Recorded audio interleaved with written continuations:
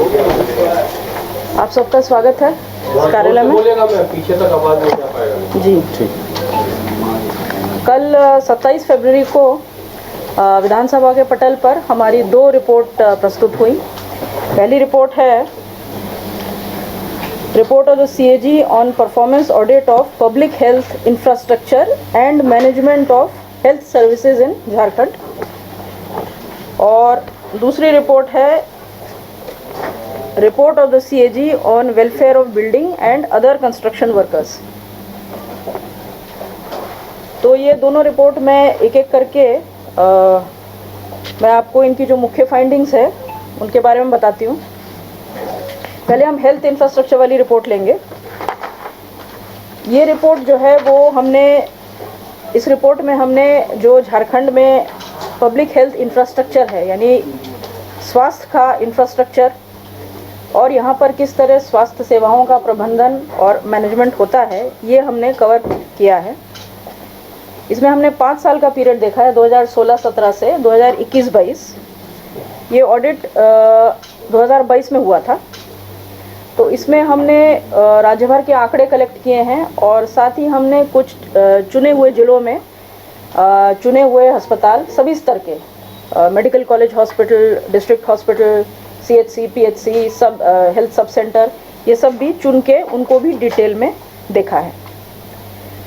तो इसमें जो मेन हमारी जो फाइंडिंग्स हैं वो इस प्रकार हैं। पहली जो मुख्य फाइंडिंग है वो ये है कि झारखंड में डॉक्टर्स, स्पेशलिस्ट, स्टाफ नर्सेस और पैरामेडिक्स, इन सभी की भारी कमी है सभी तरह के अस्पतालों में। हमने देखा कि 6334 जो मेडिकल ऑफिसर्स और स्पेशलिस्ट होने चाहिए स्टेट में, ये सैंक्शनड पोस्ट हैं, उसके विरुद्ध 2210 पोस्ट यानी 61% खाली थी। मेडिकल ऑफिसर्स और स्पेशलिस्ट जो हैं उनमें 21 से 80% तक की शॉर्टेज थी। स्टाफ नर्सेज में 14 से 76% और 50 से 100% जो शॉर्टेज थी वो पैरामेडिक्स में थी। इसी तरह हमने देखा कि मेडिकल कॉलेजेस में टीचिंग और नॉन टीचिंग स्टाफ दोनों में ही भारी कमियां थी सभी कैडर में।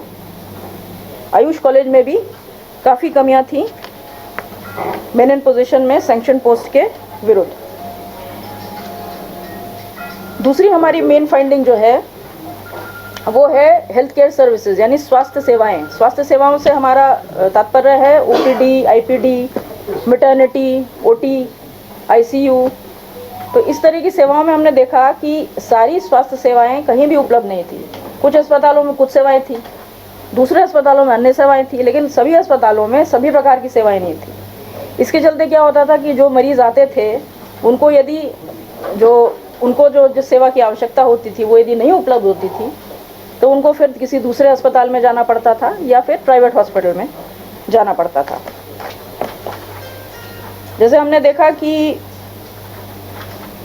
OPD सर्विसेज जो नहीं होती थी मोस्टली वो थी जनरल सर्जरी, ऑर्थोपीडिक्स और साइकाइट्री, ये डिस्ट्रिक्ट हॉस्पिटल्स में।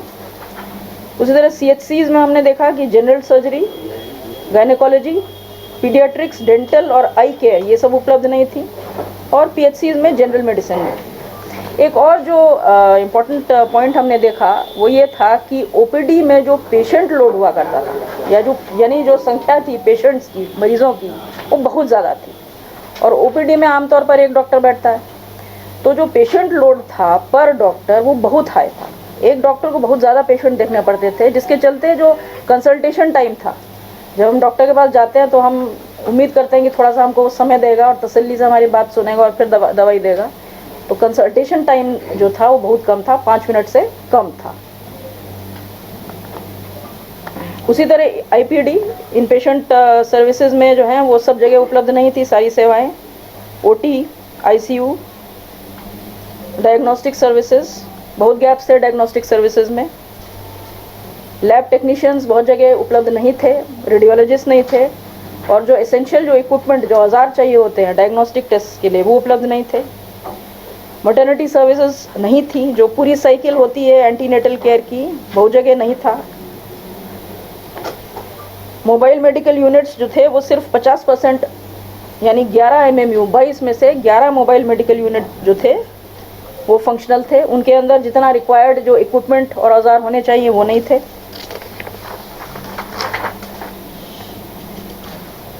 उसी तरह आयुष डिस्पेंसरीज में भी भारी शॉर्टेज थी सर्विसेज की। अब हम आते हैं इमरजेंसी मैनेजमेंट पर। तो इमरजेंसी मैनेजमेंट में हमने कोविड-19 का जो रिस्पांस हुआ था सरकार द्वारा, उसको हमने देखा। तो इसमें हमने देखा कि फंड जो उपलब्ध था वह भी सरकार खर्च नहीं कर पाई। 756 करोड़ का फंड कोविड के लिए उपलब्ध था। 756 करोड़, उसमें भारत सरकार का शेयर भी था और राज्य सरकार के शेयर भी था। लेकिन उस 756 में से सिर्फ 436 करोड़ राज्य सरकार ने रिलीज़ किया और उस 436 करोड़ में से भी सिर्फ 32% यानी 137 करोड़ का खर्चा हुआ। यानी 756 करोड़ जो उपलब्ध था पूरा, उसमें से कटते कटते कटते 137 करोड़ वास्तव में फाइनली खर्चा हुआ। इसके चलते हमने देखा कि कई RT-PCR लैब जो जिलों में स्थापित होने थे वो नहीं हुए। कई जगह लिक्विड ऑक्सीजन प्लांट नहीं लगे। कुछ पीडियाट्रिक सेंटर ऑफ एक्सीलेंस बनने थे रांची में, वो नहीं हुआ। और कुछ अन्य सेवाएं नहीं प्रदान कर पाए। और लैब न बनने की वजह से ये भी होता था अक्सर कि जो टेस्ट सैंपल है वो दूसरे जिला में जाना पड़ता था, जिसके चलते रिपोर्ट में आने में विलम्ब होता था। और कोविड के समय आप जानते हैं कि समय बहुत कीमती था। अब हम आते हैं दवाओं की उपलब्धता पे। तो दवाओं की उपलब्धता में भी बहुत कमी है राज्य में, हॉस्पिटल्स में। झारखंड ड्रग्स प्रोक्योरमेंट कॉरपोरेशन की रिस्पॉन्सिबिलिटी है दवाएं खरीदना। तो पिछला हमारा जो 5 साल का जो हमारा ऑडिट पीरियड है 2016 से 2022 में, उसमें हमने पाया कि कॉरपोरेशन सिर्फ 20% अपना फंड खर्च कर पाया। फंड कॉरपोरेशन के पास 1395 करोड़ थे इन 5 सालों में, जिसमें से वह सिर्फ करीब 280 करोड़ खर्च कर पाया ड्रग्स और यानी दवाएं और इक्विपमेंट खरीदने के लिए। जो एसेंशियल मेडिसिन होती हैं, एक झारखंड एसेंशियल मेडिसिन लिस्ट है जो कि खरीदना आवश्यक है, क्योंकि वो जो कॉमनली अकरिंग जो आमतौर पर जो बीमारियां होती हैं उनकी दवाइयां हैं। तो हमने देखा कि 77 से 88% ऐसी दवाएं नहीं खरीद पाया कॉरपोरेशन, जिसके चलते दवाओं की कमी जो है अस्पतालों में लगभग 66 से 94% थी। यानी अस्पतालों में कुछ दवाएं तो एकदम ही उपलब्ध नहीं थी जो कि होनी चाहिए थी, और बाकी दवाओं में अक्सर स्टॉक आउट हो जाता था। कुछ एसेंशियल दवाएं, जैसे हमने इस रिपोर्ट में लिखा है, मैटरनिटी वार्ड्स में जैसे हाई प्रेशर की, हाई BP की जो क्रिटिकल दवाएं हैं वो उपलब्ध नहीं थी। रिपोर्ट में आप पाइएगा।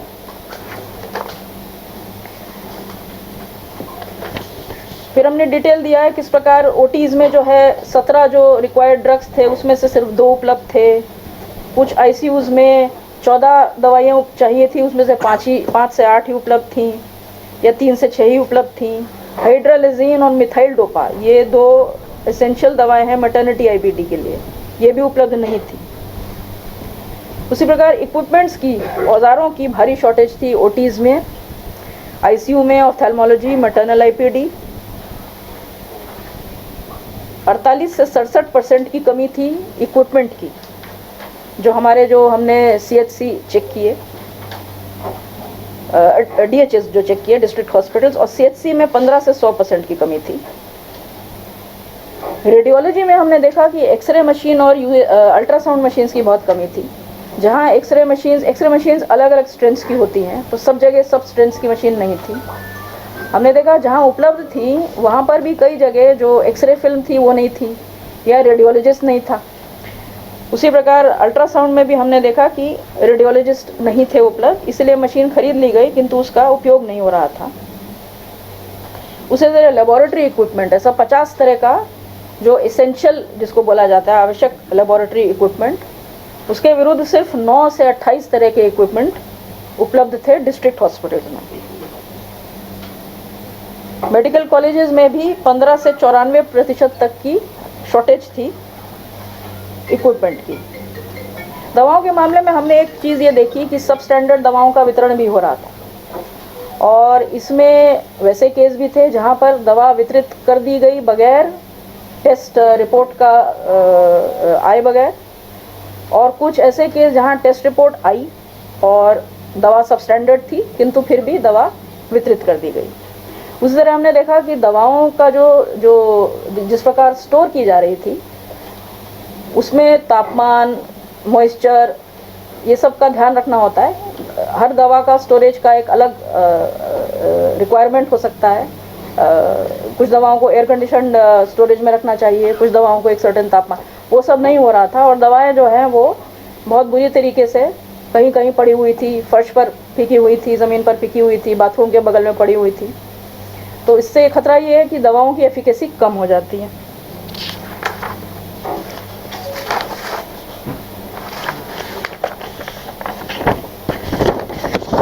उसी तरह हमने देखा कि कोविड-19 के ड्रग्स में भी भारी कमी थी 2021 और 21-22 में 37 से 85% तक की। आयुष डिस्पेंसरीज में ड्रग्स की कमी है, हेल्थ एंड वेलनेस सेंटर्स में भी ड्रग्स की कमी है। अब हम आते हैं हेल्थ केयर इंफ्रास्ट्रक्चर पर, यानी जो गवर्नमेंट अस्पतालों की बिल्डिंग है। तो एक विजन डॉक्यूमेंट 2015 में बनाया गया था सरकार द्वारा, विजन डॉक्यूमेंट 2015। उसमें जो एम्फेसिस था वो ये था कि नए मेडिकल कॉलेज बने, MBBS अंडर ग्रेजुएट की सीट्स बढ़ें और जो एग्जिस्टिंग मेडिकल कॉलेजेस हैं वो उनको अपग्रेड किया जाए। तो हमने देखा कि 2 मेडिकल कॉलेज कोडरमा और चाईबासा में, ये 2 मेडिकल कॉलेज बनने थे, ये फरवरी 18 में अप्रूव हुए थे, किंतु नवंबर 2022 जब हमने चेक किया था ऑडिट में, नवंबर 2022 तक ये अस्पताल नहीं बनकर फंक्शनल नहीं हुए थे। उसी तरह 830 MBBS सीट का लक्ष्य था, उसमें से सिर्फ 630 ही बन पाई। उसमें एक कारण तो ये था कि ये कोडरमा और चाईबासा के मेडिकल कॉलेज नहीं बने, और दूसरा ये था कि कुछ जगह जैसे रिम्स में और जो धनबाद मेडिकल कॉलेज हॉस्पिटल है वहाँ पर MBBS सीट वास्तव में कम करनी पड़ी, क्योंकि उतना फैकल्टी और सपोर्ट स्टाफ जो है वो रिक्रूट नहीं हुआ, अपॉइंट नहीं हो पाया। एक और चीज़ इम्पोर्टेंट यहाँ पर यह है कि डॉक्टर पॉपुलेशन रेशियो जो है वो झारखंड में बहुत बदतर है। जो हमारा नेशनल एवरेज है भारतवर्ष का वो है कि 10,000 जनता पर, पॉपुलेशन पर 37 डॉक्टर हैं, और यहाँ झारखंड में 4 हैं, 10,000 पॉपुलेशन पर 4। हमने देखा कि करीब 1800 हेल्थ सब सेंटर और 145 PHC जो हैं वो उनकी अपनी बिल्डिंग नहीं थी, नॉन गवर्नमेंट बिल्डिंग्स थी।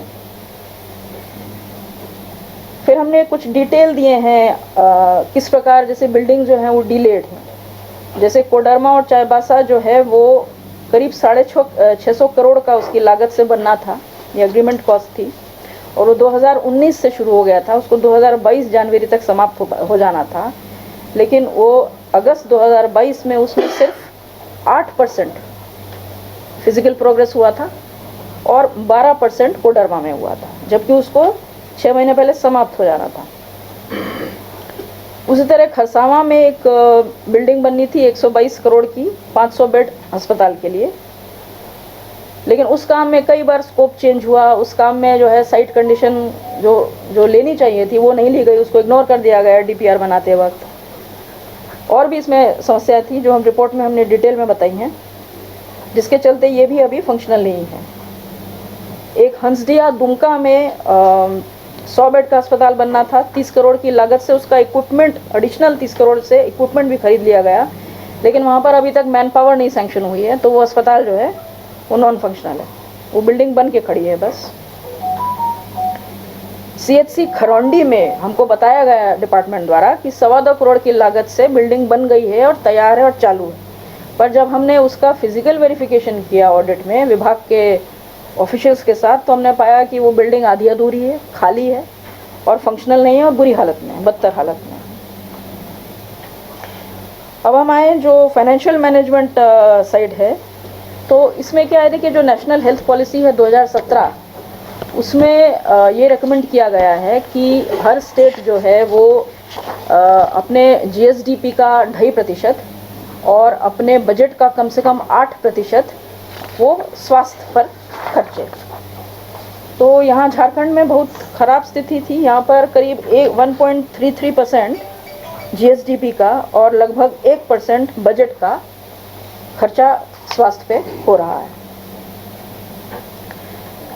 जो सेंट्रली स्पॉन्सर्ड स्कीम्स यहाँ पर इम्प्लीमेंट हो रही हैं, यानी जिसमें भारत सरकार भी एक शेयर देती है फंड में, उसमें एक टारगेट था कि जो हेल्थ सब सेंटर हैं और पीएचसी हैं उनको अपग्रेड कर कर हेल्थ एंड वेलनेस सेंटर बनाया जाए। तो लक्ष्य था कि 2891 हेल्थ एंड वेलनेस सेंटर बनने हैं। तो हमने देखा कि मार्च 2022 तक सिर्फ 61% यानी 1755 हेल्थ एंड वेलनेस सेंटर वो फंक्शनल हुए।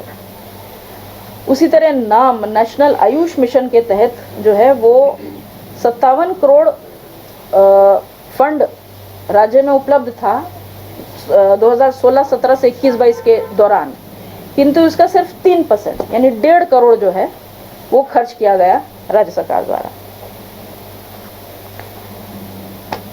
उसी तरह जो मेडिकल कॉलेज धनबाद है उसमें एक सुपर स्पेशलिटी ब्लॉक बनना था और सुपर स्पेशलिटी डिपार्टमेंट्स अपग्रेड होने थे और 16 अतिरिक्त पोस्ट ग्रेजुएट सीट्स बननी थी, किंतु हमने पाया कि यहाँ 78 करोड़ की लागत से हालांकि बिल्डिंग तो बन गई है, लेकिन जो सीवेज ट्रीटमेंट प्लांट एसटीपी और जो एफ्लुएंट ट्रीटमेंट प्लांट ईटीपी होता है वो अभी तक नहीं बन पाया था।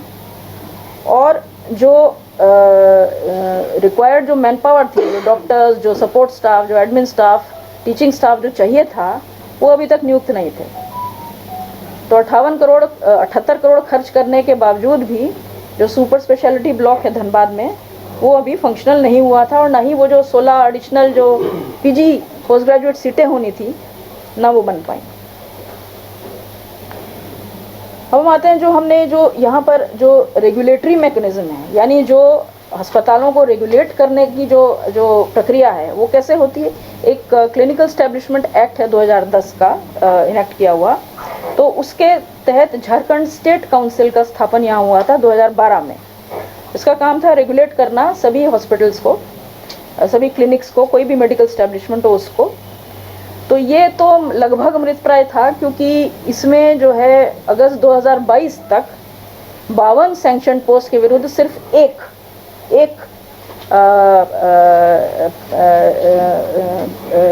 एक नियुक्ति हुई थी स्टेट कोऑर्डिनेटर की। तो 52 में से 51 पोस्ट जो हैं वो वेकेंट थी। इसमें हमने ये भी देखा कि जो डिस्ट्रिक्ट रजिस्टरिंग अथॉरिटी है, यानी जो भी इस्टेब्लिशमेंट अपने आप को जाकर रजिस्टर करना है तो उसको डिस्ट्रिक्ट रजिस्टरिंग अथॉरिटी के पास जाना होता है। तो उनको जो है उनको पावर है लाइसेंसेस ग्रांट करने की, रिन्यू, सस्पेंड, कैंसिल जो भी है वो डिस्ट्रिक्ट रजिस्टरिंग अथॉरिटी करता है। तो ये लोग जो हैं ये सिर्फ 1 साल का प्रोविजनल जो लाइसेंस है, प्रोविजनल रजिस्ट्रेशन है, वो इन सबको दे रहे थे, जो कि नियमों के विरुद्ध था क्योंकि इनको प्रॉपर जो है रजिस्ट्रेशन करना था।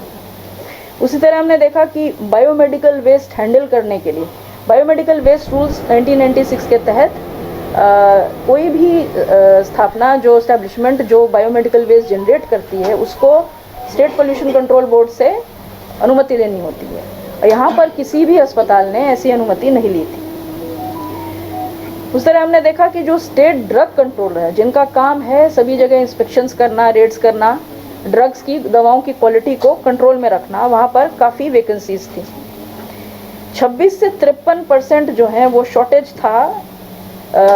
जितना रिक्वायर्ड इंस्पेक्शन करना था ड्रग इंस्पेक्टर्स को, उसमें से उन्होंने 26 से 53% नहीं किया था। ड्रग इंस्पेक्टर्स जो है वो भी जो हमने 6 जिले टेस्ट चेक किए उसमें 6 में से 3 जिलों में ड्रग इंस्पेक्टर नहीं थे। हमने जो डिस्ट्रिक्ट हॉस्पिटल देखे उसमें 4 ब्लड बैंक जो है वो बिना लाइसेंस चल रहे थे। और ये जो आखिरी पॉइंट हमारा है ये सस्टेनेबल डेवलपमेंट गोल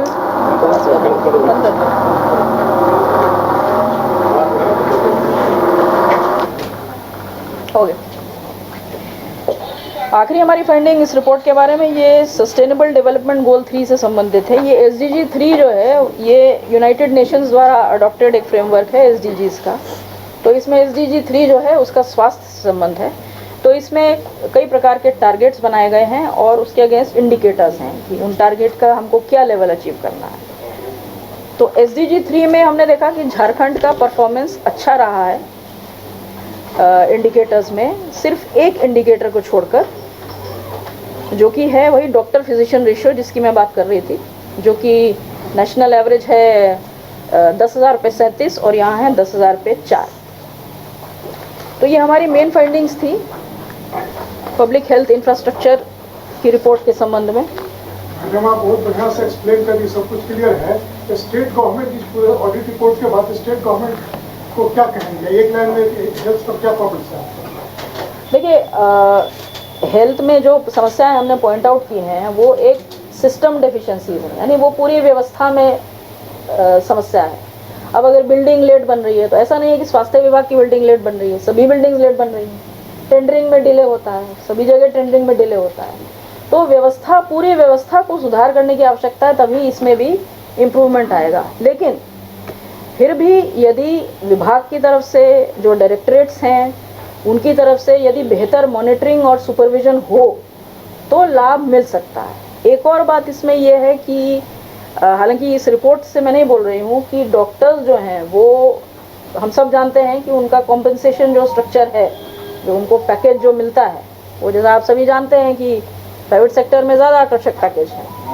तो यदि कोई फ्रेमवर्क इनेक्ट किया जा सकता है जिसके तहत बेटर पैकेजेस अगर ऑफर किए जा सके डॉक्टर्स को, तो हो सकता है कि रिक्रूटमेंट में और रिटेंशन में, यानी डॉक्टर्स टिकें, उसमें थोड़ा सुधार हो सकता है। आपने कोरोना काल का जिक्र किया जी, सेंट्रल से पैसे आए, कुछ लोग आपने जी जी इतना स्टेट ने खर्च किया, ये गलती है, अनियमितता है या इसका? देखिए ये इनकैपेसिटी है, यानी क्षमता नहीं है, क्षमता की कमी है। एक तो क्षमता की कमी है कि आपको, और बहुत जगह जैसा हमने देखा कि जो वैकेंसीज़ हैं, इतनी वैकेंसीज़ हैं, तो एक तो आपको सही जगह पर लोग चाहिए जो कि वो कार्रवाई कर सकें। तो एक तो क्षमता की कमी है, प्रॉपर प्लानिंग और कैपेसिटी की कमी है। दूसरा, जैसे हमने इसी रिपोर्ट में हमने बताया, अभी मैंने भी बताया कि ड्रग्स प्रोक्योरमेंट कॉरपोरेशन जो है वो पिछला 5 साल का जो हमारा ऑडिट पीरियड है 16-17 से 21-22, उसमें वो 20% अपना फंड खर्च कर पाए।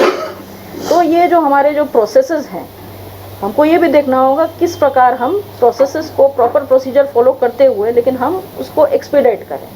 तो ये इनकैपेसिटी है, इसमें थोड़ा ट्रेनिंग की आवश्यकता है और थोड़ा अर्जेंसी की आवश्यकता है कि ऐसा होना चाहिए। लेकिन जैसा आपने सही कहा कि कोविड के समय ऐसा हुआ, तो ये तो इस पर थोड़ा ध्यान देने की आवश्यकता है। आम नॉर्मल टाइम्स में ही ख़राब हालत है प्रोक्योरमेंट का। कोविड के टाइम में तो समय बहुत कीमती था और लोग जो है वो 5 मिनट अगर देरी हो जाती थी ऑक्सीजन सिलेंडर में तो क्या होता था, हम सभी जानते हैं। मैडम उसमें एक रिपोर्ट में रेमडेसिविर का जिक्र किया है। जी, रेमडेसिविर, मार्केटिंग हो रही थी। हाँ हाँ, रेमडेसिविर वाला, जो है वो, हाँ मैं उसमें मैं आपको डिटेल बता देती हूँ।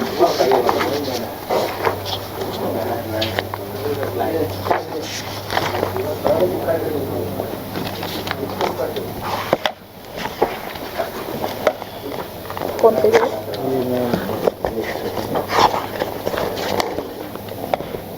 ड्रग्स, ये 4 में ना, 134, हाँ 136 में।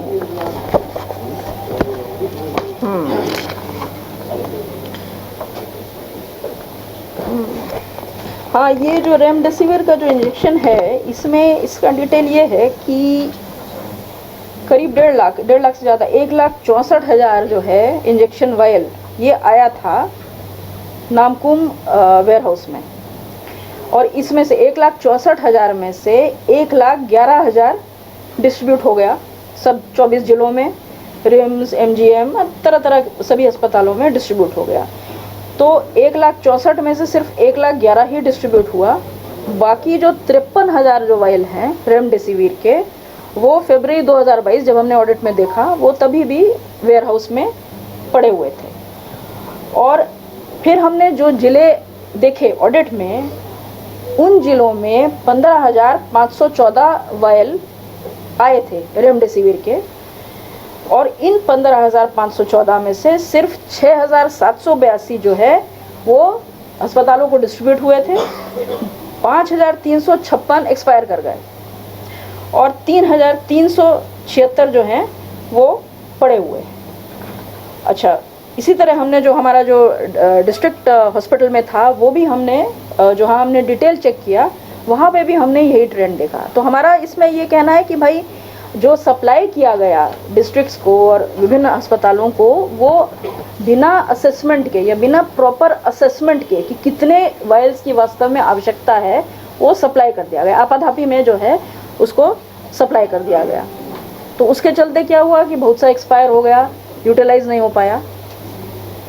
तो ये एक तो ये हुआ यूटिलाइजेशन में। अच्छा, फिर आप बात कर रहे हैं जो इरेगुलरिटीज़ हैं डिस्ट्रीब्यूशन में, तो इसमें जो है वो अब इसमें ये हालांकि ये एक ही पॉइंट है इसमें कि वो जो नामकुम वेयर हाउस से जो इशू हुए थे 6,990 वायल, उसमें कुछ जो हैं वो 2 प्राइवेट सप्लायर्स को हमने देखा कि इशू हुए।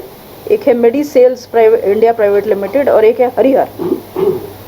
इसको मैम किस तरह से इंटरप्रेट किया था आप लोग?